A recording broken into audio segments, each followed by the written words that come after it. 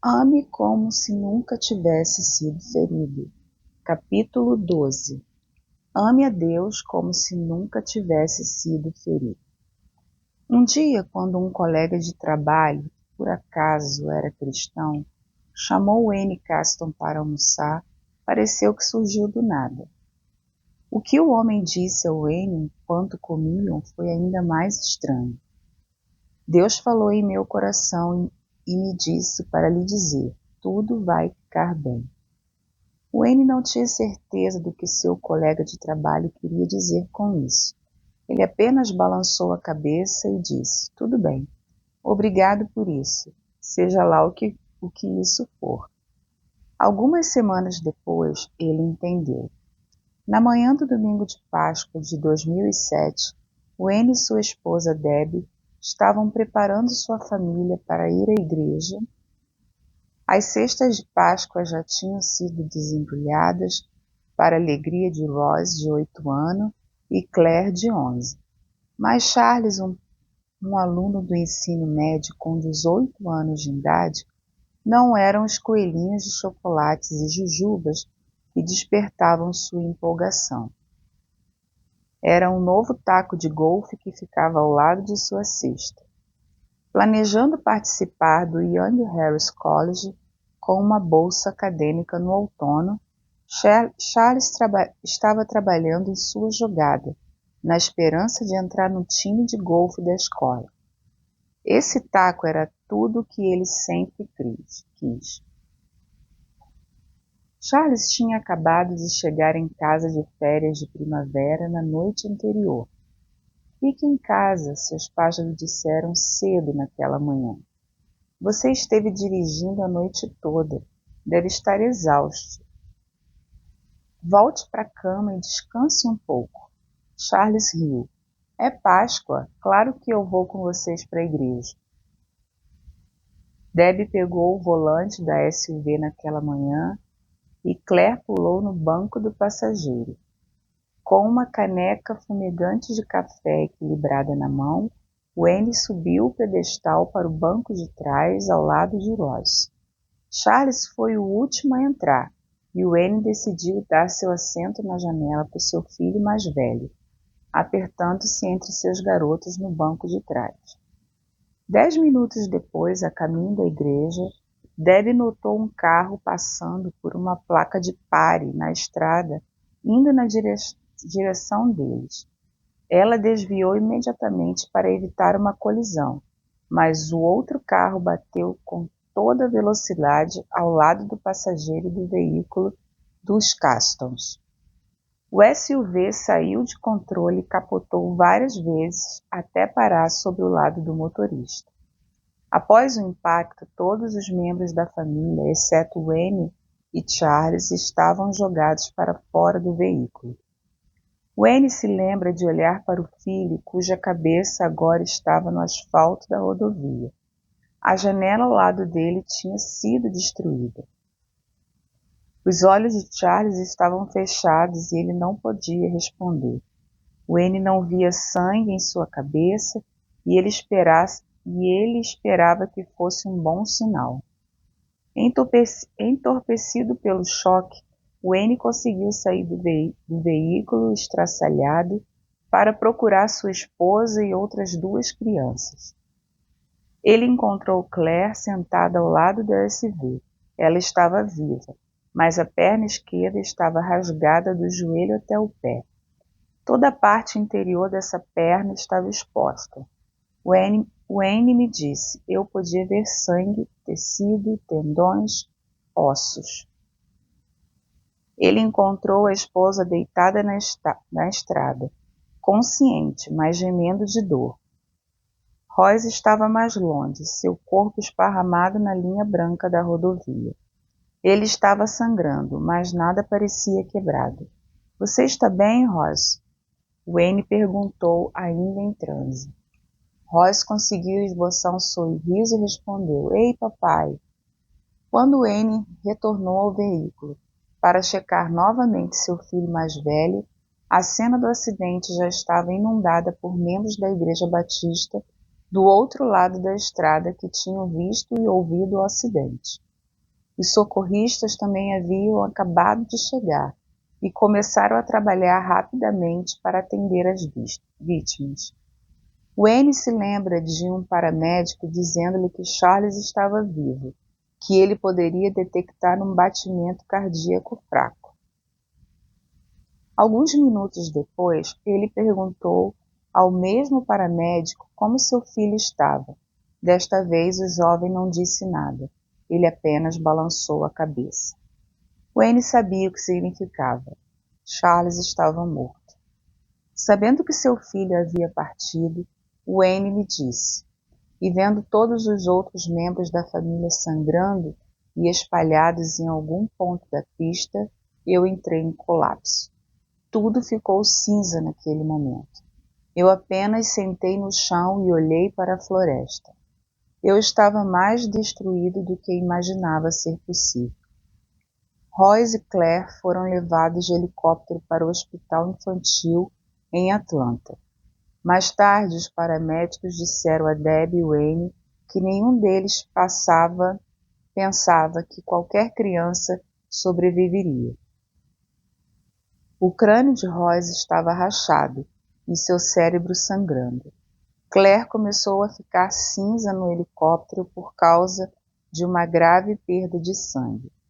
E se esse era um grande e se ela sobrevivesse, uma amputação da perna seria inevitável. No hospital, os dois irmãos foram internados em salas de UTI separadas. Não se esperava que nenhum dos dois sobrevivesse àquela noite. Debbie teve uma fratura no crânio e entrou em coma. Wayne, que sofreu ferimentos leves em sua cabeça e nas costas, foi levado com ela para o hospital local. Avaliando seus ferimentos, os médicos deram a Debbie 50% de chances de sobrevivência. Wayne se lembra que seus sogros chegando ao hospital e perguntando onde Charles estava. Eu não disse nada, Wayne me disse. Eu sabia onde ele estava, mas não consegui dizer em voz alta que ele estava morto. Eu não podia admitir isso para ninguém ainda. Ainda não parecia real. Eu nunca esquecerei de entrar na sala de emergência com Charles e perguntar ao Wayne como ele estava. Ele olhou para nós com o coração partido, rosto machucado e manchado de sangue. Com lágrimas escorrendo de seus olhos, ele citou Jó 1:21. O Senhor deu, o Senhor levou, louvado seja o nome do Senhor. Na terça-feira, Debbie acordou do coma, cheia de tristeza indescritível ao ouvir a notícia que seu primogênito estava morto e seus 2 outros filhos estavam em outro hospital lutando por suas vidas. Ela orou pela primeira vez em dias. Dói saber que não pude orar enquanto estava em coma, disse ela. Mas fiquei tremendamente encorajada ao ouvir que durante esse tempo os corredores estavam cheios de homens e mulheres de joelho, orando pela nossa família. Os médicos a liberaram do hospital na sexta-feira para que ela pudesse enterrar seu filho no dia seguinte. Lembro-me de conduzir o funeral. Centenas de jovens vieram. Mesmo em meio a uma tragédia horrível, muitas vidas foram tocadas pelo Senhor naquele dia. Wayne deixou o hospital na quarta-feira para ver Claire e Rod. Desde que ele também havia sido hospitalizado, essa foi a primeira chance que ele teve de ver seus filhos. Milagrosamente, o cirurgião plástico que cuidou de Claire conseguiu salvar as pernas dela. Essa garota incrível passara por 12 cirurgias até o momento, 5 na primeira semana apenas para remover pedaços de grama, cascalho e vidro enterrados em sua perna. Tem sido um caminho difícil para a recuperação. Embora ela quase tenha morrido no hospital, e ainda lide com problemas físicos com a perna, ela está viva e passa bem. Debbie diz: não há dor mais profunda do que perder um filho. Quando descobri que Charles estava morto, parecia que o diabo havia me esfaqueado com um tridente e torcido de novo e de novo em meu coração. Por muito tempo após o acidente, senti que a vida estava seguindo em frente com todo mundo, mas eu estava presa em uma bicicleta parada, pedalando furiosamente e indo a lugar nenhum. Wayne me disse algo que sempre vai ficar comigo. Uma das coisas mais difíceis que eu lembro foi ter que passar as roupas com as quais Charles iria ser enterrado. Eu apenas chorava e chorava, enquanto tentava tirar qualquer amassado. Eu sempre confiei em Deus, mas durante esse tempo a pergunta por quê ocorreu muito em minha mente. Por que Deus realizou tantos milagres naquele dia, como salvou a perna de Claire, mas não salvou o Charles? Por que ele não pôde realizar apenas um milagre a mais? A verdade é que nunca saberemos porque essa terrível tragédia nos aconteceu. Nós devemos confiar em Deus e em sua onisciência enquanto estivermos na terra. As Escrituras nos dizem que o Senhor não nos dá mais do que podemos suportar, mas posso dizer que estávamos no limite do limite. O que me surpreendeu sobre a família Caston é que, mesmo depois de uma tragédia indescritível, perda e desgosto, eles se apegaram à fé. O amor deles por Deus era inabalável. Debbie me disse: Deus nunca prometeu que coisas ruins não aconteceriam, mas Ele prometeu andar conosco em tempos difíceis. Mesmo que nossas vidas tenham mudado para sempre, o amor de Deus é para sempre. Eu extraio força dele todos os dias. Ela me contou sobre um diário que ela manteve durante esse período em que escreveu exemplos da fidelidade de Deus. O modo como ele nos regou com amor, especialmente por meio de outras pessoas orando por nós, suprindo nossas necessidades e nos encorajando, foi surreal. Embora fosse um caminho longo e doloroso para a cura, Wayne aprendeu a amar e confiar em Deus acima de tudo. Nossa família passou e ainda passa por um sofrimento implacável, ele me disse. Às vezes parece uma batalha constante. Romanos 8:28 diz: sabemos que Deus age em todas as coisas para o bem daqueles que o amam, dos que foram chamados de acordo com os seus propósitos. Nós lembramos desse versículo diariamente. Por intermédio dessa minha esposa e eu nos aproximamos de Deus. Nós tivemos que ficar conectados a Ele. Eu não acho que tivemos escolha. Posso verdadeiramente dizer agora que eu confio em Deus mais do que nunca. Quando coisas assim acontecem, você descobre como a vida é delicada e com que rapidez as coisas podem mudar. Nosso tempo na Terra é curto. Este não é o nosso destino final. Eu sei que vou ver o Charles novamente, e estarei com ele no céu por mais tempo do que estive com ele aqui na Terra. Os milagres em sua jornada de fé continuaram. Clash escreveu as seguintes belas. Embora em público eu continue a usar apenas calças para esconder minhas cicatrizes, na tentativa de evitar o ridículo e o confronto, sei que Deus poupou a minha vida para um propósito maior. E eu estou trabalhando diligentemente para cumprir meu chamado. Estou me recuperando e recomeçando com uma esperança maior. Deus pródigo.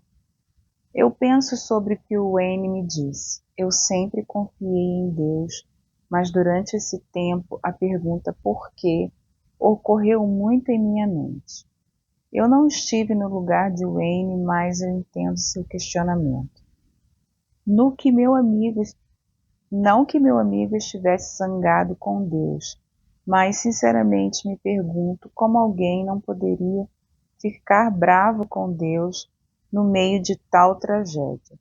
Às vezes parece que Deus é um Deus pródigo, quando Ele não faz as coisas ou não age de maneira que achamos que deveria. Quando pensamos em Deus, muitas vezes imaginamos que Ele sempre tem um papel encorajador e milagroso. Mas há momentos na vida em que Ele age totalmente fora desse papel, como quando o milagre não acontece, ou quando a tragédia vem batendo em nossa porta, ou quando Ele está em silêncio. A caminhada cristã é uma maratona, não uma corrida curta. Se você estiver nisso para longo prazo, você irá passar por temporadas de desânimo e até mesmo desespero. Mas e aí? Nós desistimos? Nós abandonamos nossa fé? Nós escolhemos acreditar que não há um plano ou propósito em nossas vidas ou na luta pela qual estamos passando? Claro que não. Nós amamos a Deus como se nunca tivéssemos sido feridos. O objetivo número 1 do inimigo é lhe deixar zangado com Deus. Não faça isso. Confie em Deus. Ame como se nunca tivesse sido ferido. José fez isso, assim como Jesus.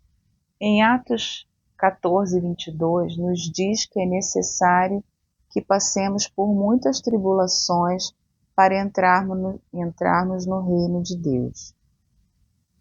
Às vezes a vida vai de mal a insuportável. Nós já estamos no limite do estresse quando algo mais desaba.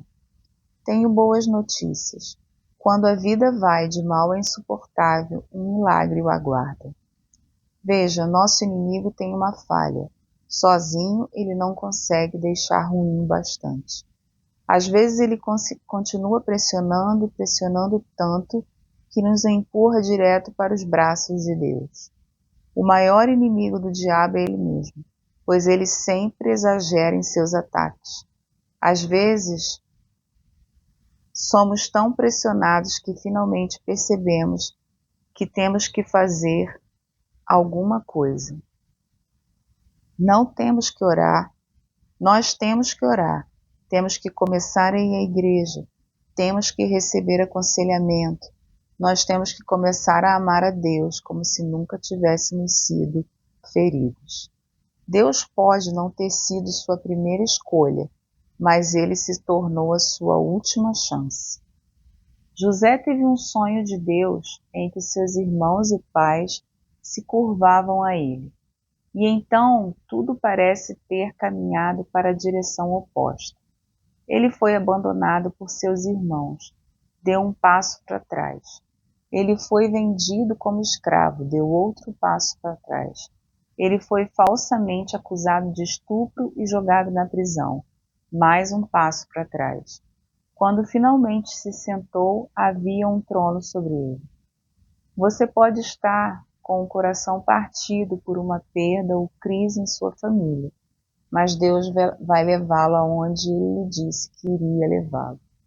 Não importa se você estiver avançando ou aparentemente regredindo até lá. Se o seu mal se tornar insuportável, é hora de coisas boas acontecerem. É hora de libertação. É hora de um milagre. Acredite nas promessas. Quando foi a última vez que você abriu um biscoito da sorte e leu a mensagem no pequeno pedaço de papel que havia dentro? Você provavelmente estava se deparando com o trabalho de Donald Law, que, sem brincadeira, é um escritor de sucesso de frases para biscoito da sorte. Por 30 anos, Law trabalhou para o Anton Food, maior produtora mundial de biscoito da sorte. Lau escrevia cerca de 2 ou 3 axiomas por dia. Ele se esforçou para criar sabedoria, inspiração e inteligência em uma sentença de cerca de 10 palavras. Não deve ser fácil fazer isso. Um ex-bancário, Lau começou a trabalhar para o Wonton Food nos anos de 1980. O papel de escritor de biscoitos da sorte caiu em seu colo porque de todos os funcionários da empresa, seu inglês era o melhor. Depois de criar algumas fortunas por dia durante 3 décadas, seus processos criativos começaram a desacelerar. O bloqueio de escritor começou e Lau passou a escrever apenas 2 ou 3 frases por mês. Em 2016, Lau, que também atua como vice-presidente e diretor financeiro, deixou o cargo de escritor de biscoitos da sorte. Ele esperava que o legado continuasse e sua missão de fazer com que os clientes se sintam melhor perdure por meio de novas gerações. Esse homem, que afirma ser o autor mais lido dos Estados Unidos, disse: "Não acho que os biscoitos da sorte sejam como um horóscopo. É uma maneira de terminar uma refeição em um restaurante chinês e ficar feliz quando você sair." Você já ouviu alguém dizer: "Eu quero uma palavra do Senhor"? Talvez você mesmo já tenha dito. A palavra que queremos receber geralmente é algo esperançoso e encorajador, como uma mensagem que você diria que você tira de um biscoito de sorte. Você será abençoado. As coisas vão mudar em breve para melhor. Você vai encontrar uma grande soma de dinheiro. A felicidade será sua. E se você abrisse um biscoito da sorte e tivesse essa mensagem: "Você ainda está solteiro pelos próximos 5 anos. Você provavelmente perderá seu emprego no próximo mês. Seu marido não vai voltar mais para casa. Você vai ficar doente. Você não vai conseguir a promoção." Ninguém quer ouvir palavras como essas. E ainda assim, a vida é dura.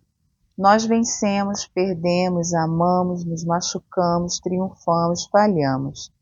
Fazemos as coisas certas e ainda experimentamos luta, perda, divórcio, falência, abandono, morte e decepção. Eu não sei por que coisas ruins acontecem. Deus pode não responder o porquê. Alguns de nós poderemos não conhecer o propósito da nossa dor até chegarmos ao céu. Eis o que posso lhe dizer: quando você está em crise, Deus não está. Quando você está sobre outra onda de depressão, Deus não está. Quando você está perdido em um vale e não tem ideia do que fazer, Deus não desapareceu. Ele ainda é o curador, Ele ainda é o libertador, Ele ainda está trabalhando em um plano para a sua vida. Só porque você não pode entender o caminho que você está percorrendo, não significa que Deus não está guiando-lhe. Ele pode não nos dar respostas, mas sempre nos dará uma promessa. Escolha confiar nele, escolha acreditar. Ele confortará você em todos os seus problemas. Salmos 23, 4. Deus atenderá a todas as suas necessidades. Filipenses 4, 19. Ele transformará a sua escuridão em luz, endireitará os seus caminhos tortuosos. Isaías 42, 16. A alegria vem pela manhã. Salmo 35. Deus não te abandonará. Salmo 9, 10. Ele vai te restituir os anos que o inimigo destruiu. Joel 2, 25. Nenhuma arma forjada contra você prosperará. Isaías 54, 7. E quando eu for e vos preparar lugar, virei outra vez, e vos levarei para mim mesmo, para que onde eu estiver estejais vós também. Eu não sei você, mas eu sou muito confortado e coloco muito mais fé nas promessas de Deus do que nas promessas do governo, do mercado de ações, das mídias sociais, médicos ou especialistas em qualquer área. Quando olho para trás, vejo momentos em que parecia que tudo funcionaria perfeitamente e excedia todas as minhas expectativas. Houve outras ocasiões em que nada deu certo e tive que me esticar, tocando o fundo do poço. Não importam as tempestades, a chave é continuar a amar e confiar em Deus. Quando você passa tempo em oração e lê sua palavra, você estará preparado para administrar crises e permanecer firme em tempos difíceis. Você começará a amar a Deus como se nunca tivesse sido ferido. Jó tinha razão quando a catástrofe o atingiu e ele escolheu acreditar. Embora ele me mate, ainda assim esperarei nele. Certo é que defenderei os meus caminhos diante dele. Jó 13:15. Ensine uma ou duas coisas aos anjos. A maioria de vocês conhece a história de Jó. Nos caprichos do diabo, a riqueza deste homem foi destruída. Seus filhos foram mortos. Sua reputação foi manchada por seus próprios amigos e sua esposa praticamente desistiu dele. À medida que dúvidas e questões se moviam pela dor incomensurável de Jó, ele tinha uma decisão a tomar: amaldiçoar a Deus e morrer ou continuar confiando nele. Jó escolheu amar a Deus como se nunca tivesse sido ferido. Em essência, ele disse: eu não tenho resposta para o que está acontecendo comigo, mas vou adorá-lo de qualquer maneira, porque o Senhor está no controle. Agora, Jó não estava entorpecido com as tragédias que aconteceram com ele. Por favor, entenda que ele passou dificuldades para entender a aparente ausência de Deus. Mas, se vou para o Oriente, lá ele não está.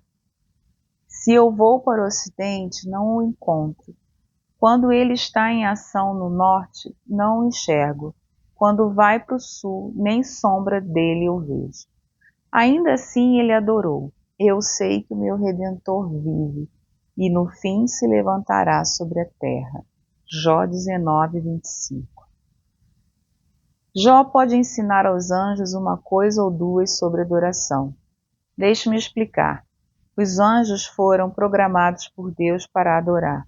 Quando Lúcifer, o melhor dos anjos, deu as costas a Deus e deixou a sala do trono do céu, um terço dos anjos seguiu o exemplo dele.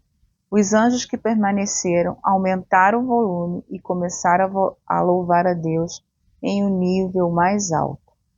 Como Jó, eles tinham uma escolha. Eles poderiam ter seguido o inimigo, em vez disso eles decidiram servir a Deus. De alguma forma, eu acho que o canto deles foi ainda mais doce para o Criador. Uma coisa é adorar por dever, outra coisa é escolher adorar por um desejo profundo. Quando o sangue de Jesus nos limpa, a Bíblia diz: os anjos estão sendo ensinados por nós de acordo com a forma que lidamos com as crises e provações, os bons e maus momentos de nossas vidas. A intenção dessa graça era que agora, mediante a Igreja, a multiforme sabedoria de Deus se tornasse conhecida dos poderes e autoridades nas regiões celestiais. Efésios 3:10. Estamos ensinando os anjos a adorar. Estamos ensinando os anjos a multiforme sabedoria de Deus. Os anjos nunca sentiram a adversidade do reino humano. Eles nunca passaram fome. Eles nunca se divorciaram. Eles nunca tiveram dificuldades em seus relacionamentos. Eles nunca perderam um emprego. Enquanto você e eu adoramos em um mundo caído, os anjos adoram em uma atmosfera santa e perfeita. Quando decidimos em tempos difíceis louvar a Deus, estamos ensinando os anjos. A Bíblia nos diz que Deus habita nos louvores do seu povo. Veja Salmo 22:3. Há algo poderoso no louvor. Quando parecer que você está perdendo, louve ao Senhor. Quando você estiver no vale, louve ao Senhor. Quando você não souber o que fazer, louve ao Senhor. Quando você se cansar, continue louvando ao Senhor. Quer amar a Deus como se nunca tivesse sido ferido? Comece a louvá-lo. Sustentados na inclinação. Anos atrás eu ouvi uma história. Um pastor de uma pequena igreja rural terminava cada culto pedindo a um dos membros da igreja que se levantasse e orasse por uma bênção. Quando ele chamava um fazendeiro em particular, o homem sempre fazia a mesma oração, um tanto estranha. Ó Senhor, nos sustente em nossa inclinação. Não importava qual tema o pastor pregasse, a oração do fazendeiro era a mesma. Finalmente o pastor ficou curioso. Por que você sempre ora a mesma coisa? Perguntou ele ao fazendeiro. O homem respondeu, bem, senhor, é assim. Eu tenho um velho celeiro lá atrás, já faz muito tempo. Ele tem se mantido por muito tempo, passou por muitas tempestades e durou muitos anos. Ainda está de pé. Mas um dia eu notei que estava inclinando um pouco para o lado. Então eu peguei alguns troncos de pinheiro e o apoiei em sua inclinação para que ele não caísse. Então eu comecei a pensar no quanto eu era como aquele velho celeiro. Eu estou por aqui há muito tempo. Eu resisti a muitas tempestades e a muito tempo ruim na vida. Eu resisti a muitos momentos difíceis e ainda estou de pé também. Mas eu me pego inclinando-me para o lado de vez em quando. Por isso gosto de pedir ao Senhor que me sustente em minha inclinação. Eu acho que muitos de nós começamos a nos inclinar às vezes. Por vezes chegamos a nos inclinar para a raiva, para a amargura, para o ódio, para a vergonha e condenação, e para muitas coisas as quais não deveríamos. Então precisamos orar. Senhor, sustenta-me em nossa inclinação, para que possamos permanecer de pé novamente para glorificar-te. Se você já esteve em um furacão, você sabe o quão poderosas são suas tempestades. Os furacões podem ter um diâmetro de 600 ou 800 quilômetros, velocidade do vento até 300 quilômetros por hora. Marés de tempestade com mais de 4 metros de altura e chuva superior a 50 milímetros por hora. O dano que os furacões afligem ao atingir a terra pode ser astronômico. Árvores são arrancadas do chão, edifícios são destruídos, cidades inteiras são varridas por inundações. Ainda mais fascinante que a violência dos furacões são dois componentes deles: o olho de um furacão e a parede do olho. A parede do olho é uma área de nuvens verticais que cercam o olho, que é o centro da tempestade. A parede do olho é o que resulta nos aspectos mais violentos do furacão, os ventos e as chuvas mais prejudicais. Em contraste, o olho do furacão é calmo, estendendo-se de 30 a 60 quilômetros. Essa área é especialmente livre de nuvens. Veja, Deus não tira todos os nossos problemas, pelo menos não tão depressa quanto gostaríamos, mas Ele nos promete paz no meio deles. Ele vai lhe ajudar. Mais cedo ou mais tarde você vai sentir as forças da Mãe Natureza espiritual. E quando estas tempestades vierem, observe onde você começa a se inclinar. Enquanto você lê esse livro, você pode estar inclinando em algum lugar que não deveria. Você pode ter passado muito tempo desde que você sentiu Deus. Você pode se sentir tão sobrecarregado pela perda, dor ou desgosto que você não está inclinado sobre ele, mas em um vício, uma fraqueza ou falta de perdão. Você pode estar se embriagando, você pode estar se inclinando em pornografia, você pode estar se afogando em amargura. Onde quer que você se incline, isso não é de Deus e vai levar seu coração a endurecer. Deus não nos promete tirar as dificuldades, mas Ele nos promete paz durante elas. Jesus pode evitar que você seja engolido pelos ventos, pela chuva e pelas ondas, mas somente se você permitir que Ele o sustente.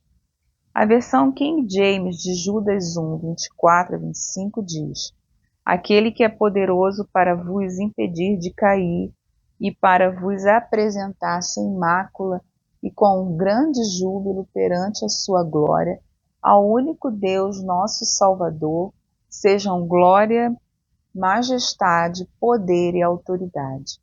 Deus sabe o que você está enfrentando. Ele sabe o que você está temendo. Ele sabe o que você está sentindo. Se você está lutando contra o câncer, depressão ou perdeu um ente querido, Deus não vai deixar você cair na escuridão. Quando seu casamento, sua casa ou sua família estão se inclinando por causa de algo que veio a você como um furacão, deixe Deus lhe ajudar. Deus não vai deixar você cair. É assim que você o ama, como se nunca tivesse sido ferido. Você pode estar se inclinando hoje, mas não vai cair. Os ventos estão uivando de casa em casa, de lar em lar, de família em família, de relacionamento em relacionamento. Como vamos aguentar? Este versículo em Cânticos me dá esperança. Quem vem subido no deserto, apoiado em seu amado? Cânticos 8, 5. Você está no deserto? Apoie-se em Deus, seu amado, e Ele tirará você desse lugar. Ele vai sustentá-lo em sua inclinação, assim como fez com a família Keston.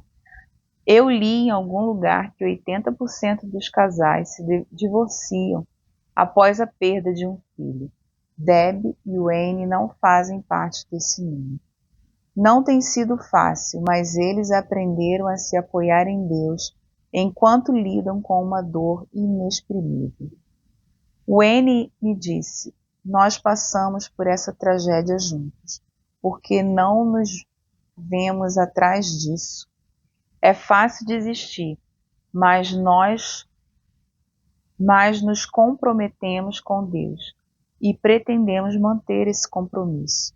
Deus realizou muitos milagres naquele dia, e se Ele fez isso por nós, Ele fará isso por qualquer um.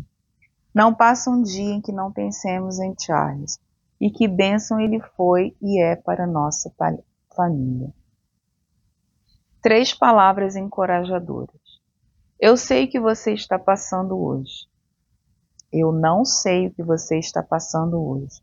Só sei que você chegou longe demais para entrar em colapso, cair, partir ou desistir. Eu gostaria de encorajá-lo com 3 verdades. Primeiro, você está se sentindo melhor do que pensa. Segundo, você é mais importante do que pensa. Terceiro, não desista de Deus, porque Ele nunca desistiu de você. Você está se saindo melhor do que pensa. Você pode ter problemas, você pode ter dificuldades em se reconciliar com um ente querido. Você pode lutar com falta de perdão. Você pode não ser o que deveria ser, nem estar onde deveria. Mas não desista. Você vai chegar onde Deus quer, pela sua graça. Você está se saindo melhor do que pensa. Eclesiastes 3 descreve 28 tempos e estações da vida. Há um tempo para nascer, um tempo para morrer, um tempo para rir, um tempo para chorar, um tempo para dançar, um tempo para lamentar e assim por diante. O único tempo que não vejo nessa passagem é o tempo de desistir. Não há tempo para desistir de sua vida.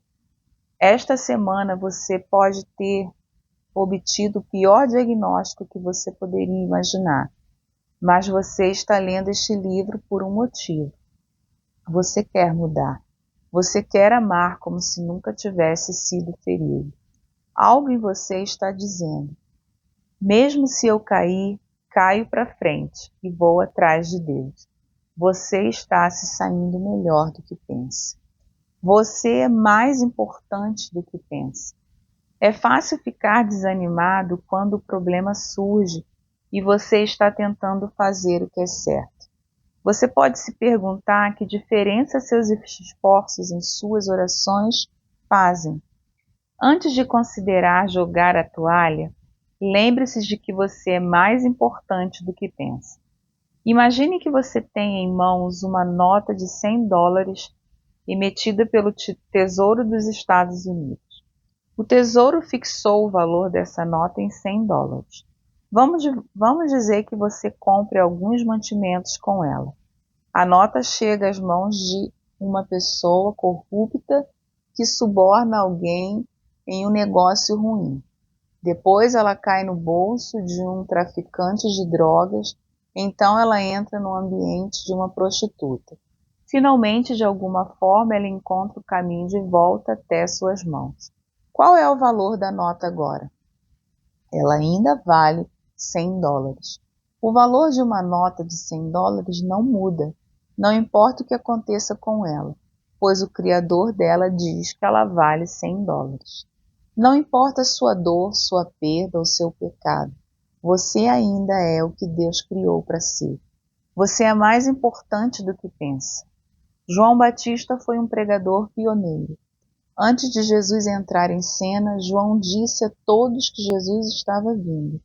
Mais tarde, ele teve a incrível oportunidade de batizar Jesus e até de ouvir a voz de Deus dizendo de Cristo: "Este é meu Filho amado, em quem me agrado." Anos depois, João se viu na prisão, sozinho e muito desanimado. Este homem pagou um preço para fazer o que Deus o chamou a fazer, e no processo ele foi rejeitado. As pessoas zombaram dele. As pessoas o chamaram de louco. Então ele ficou preso por um tempo antes de ser executado, provavelmente esperando uma palavra de encorajamento do homem sobre o qual ele tinha profetizado. João enviou 2 discípulos para fazerem uma pergunta a Jesus: "És tu aquele que haveria de vir, ou devemos de esperar algum outro?" O processo de pensamento de João era mais ou menos esse: eu me sinto como um perdedor.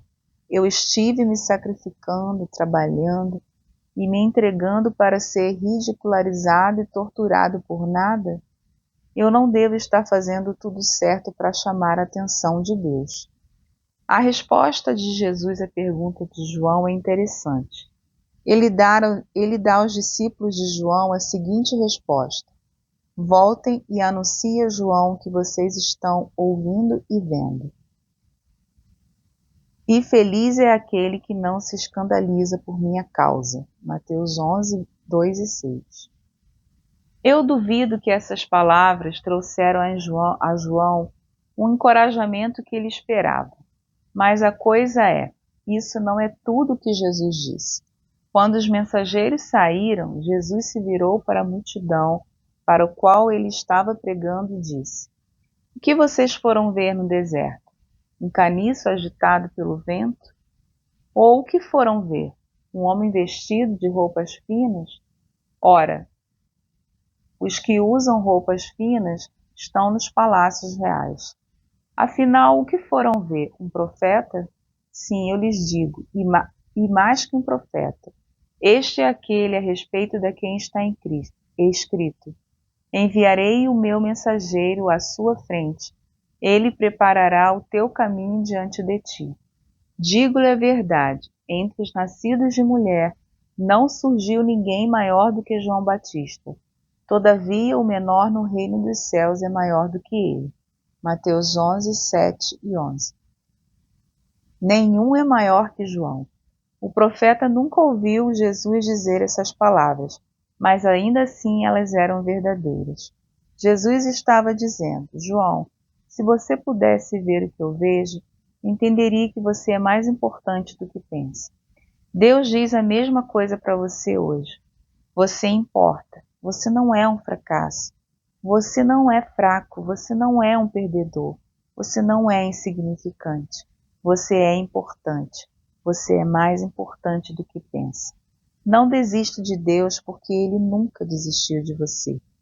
Algum tempo atrás, eu casei um membro da minha família, com uma mulher maravilhosa. Por anos esse casal tentou ter filhos, mas não conseguiu. Finalmente eles decidiram adotar uma criança da China. Eles gastaram milhares de dólares e centenas de horas na papelada para que isso acontecesse. O dia finalmente chegou quando, pela primeira vez, eles seguraram aquele precioso bebê em seus braços. Tenho certeza de que para aquele bebê era apenas outro par de braços, mas para aquela mãe e pai era a melhor coisa do mundo. Eles seguravam a criança sabendo em primeira mão a dor, as lágrimas e a mágoa da infertilidade. O bebê significava mais do que eles jamais imaginariam. Sua vida envolve mais do que você mesmo, mais do que você imagina. Eu costumava me perguntar por que Deus não eliminou Adão e Eva quando eles pecaram. Por que ele não começou do zero, sabe, tentar outra vez? Aqui está o porquê. Deus não está no negócio de substituir pessoas danificadas. Deus está no negócio de consertar pessoas danificadas. Ele não quer se livrar de nós, ele quer nos mudar, ele quer nos curar, ele quer nos transformar, ele quer que vivamos a mensagem da cruz. Uma história é contada sobre um homem estacionando ao lado de uma estrada. O carro dele havia parado de funcionar e ele estava com o capô aberto, tentando descobrir o problema. Uma limusine parou atrás dele e um homem saiu. Vestido como $1 milhão de cabeça aos pés, ele caminhou até o motorista do carro quebrado e perguntou: "Você precisa de ajuda?" O homem, claro que disse sim. O homem da limusine mexeu um pouco com o motor e, para surpresa do outro, o carro ligou. O dono do carro ficou muito grato e perguntou quanto devia. Embora haja muitas variações dessa história, ouvi uma que inclui esta resposta: "Nada, eu sou Henry Ford, eu sou o criador deste carro. Realmente me incomoda ver seu carro na beira da estrada sem funcionar, não fazendo o que eu o criei para fazer." Deus não simplesmente cavalga em sua majestade e nos ultrapassa ao longo do caminho quando estamos sem funcionar direito. Ele quer parar tudo o que estiver fazendo e vir em nosso encontro. O Criador anseia por redimir sua criação. Incomoda Deus ver você deixando de viver a vida que Ele criou para você viver. Ele fica muito feliz quando te vê vencendo, quando te vê se movendo para frente, quando vê sua fé crescendo. Não desista de Deus, porque Ele nunca desistiu de você. Confie nele hoje. Ame-o como se nunca você tivesse sido ferido. Seja o que for que você esteja passando, o que quer que tenha acontecido, seja qual for a perda ou a dor que você sente em seu coração, não é hora de desistir. Coragem, se você continuar confiando nele, Deus não permitirá que você caia. Ele não vai deixar você tropeçar. Ele não vai deixar você cambalear. Ele vai levar você para fora do seu deserto, de cabeça erguida. A grande ideia: ame a Deus como se você nunca tivesse sido ferido.